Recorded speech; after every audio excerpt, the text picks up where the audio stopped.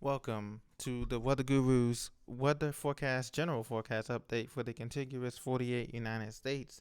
And today you can see temperatures have been very warm across the eastern seaboard, the northeast, and the southeast. It's been just a terrific start to the Easter weekend coming up here, and many temperatures such as cities such as Philadelphia and others hit 80 degrees today, and they're currently still sitting in the upper 70s and 75 in DC, 71.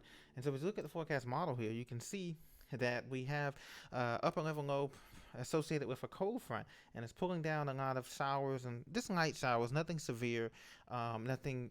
It can be some storms can produce some gusty winds and some thunderstorms. I don't want to rule that out for along the I-95 corridor, anywhere from New York City down to the DC and into Richmond, Virginia.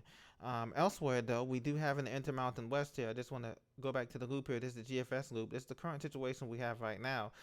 Showers are producing in the Pennsylvania Highlands, New York, upstate New York, from Albany up, down through the spine of the Appalachians.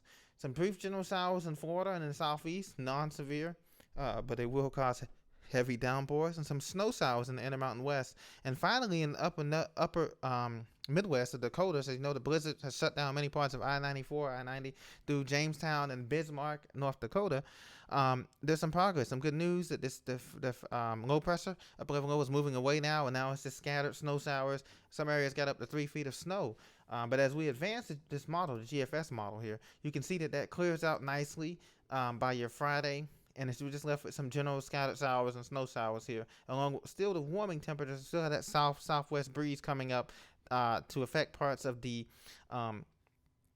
southeast and the mid-Atlantic. That will not be the case for the northeast. So the northeast, you can expect a cooling down trend to happen on Saturday and Sunday. High temperatures only be in the 50s from New York City up through Boston, Hartford, Providence, Rhode Island, and up through Maine.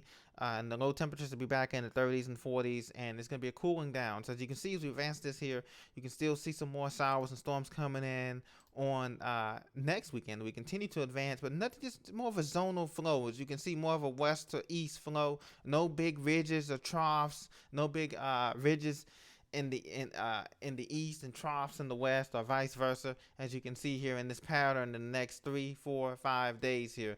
And the Storm Prediction Center, as today's market outlook for convective activity, shows a marginal risk along the I-95 corridor and a slight risk from, let's say, anywhere from Baltimore, Maryland, up through Albany and the Tokyo Plateau.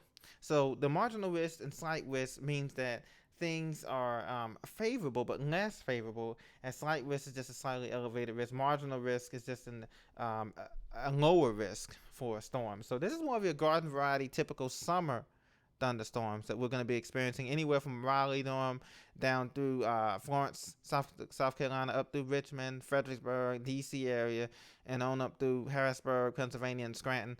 And those areas, they got a marginal risk. So it's nothing too bad, which is great for us here. And you can see the current weather map reflects that here, courtesy of National Weather Service here.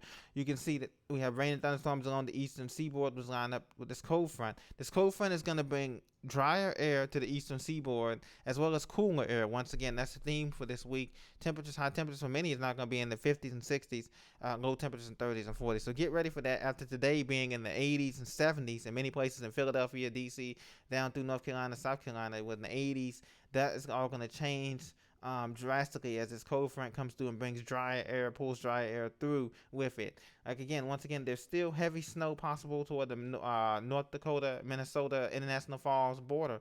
They're under blizzard warning. Heavy snow is possible there. And then out west, you guys have just another system coming in that's going to bring heavy mountain snow and rain through the Cascades and some of the passes up there, Snoqualmie Pass, Whitehall Pass. Some of these passes are going to require change as the snow levels drop to below 5,000 feet in some of these areas. So get prepared for that. San Francisco is going to have a showery weekend this week. And as we advance the model through here, you can see in the GFS model that we're not going to have any real disturbances come through. Another system comes through next week, bringing toward the end of the month, bringing some heavy rain through. But like they say, April showers bring May flowers, and so We don't have any huge systems coming through to end the month. But as you can see, once again, we just have a zonal flow with two upper level low pressure systems moving through. Next week, one this week that's coming through now, and then next week, early next week, another system is going to come through as I pause it here and bring more scattered showers and embedded thunderstorms down south. Some of these may be severe, so keep a close out. This has been the bullseye lately, from anywhere east of Dallas Fort Worth through the Arkansas and through Mississippi. So keep a close eye for you guys, for you folks from anywhere from Jackson, Mississippi, Shreveport, Texarkana, in Oklahoma. That's been the sweet spot for tornadoes the next 2 weeks. So keep a close eye out for that. Well, thank you for joining me once again for the Weather Gurus update for today. Please be sure to subscribe, and thank you for your support.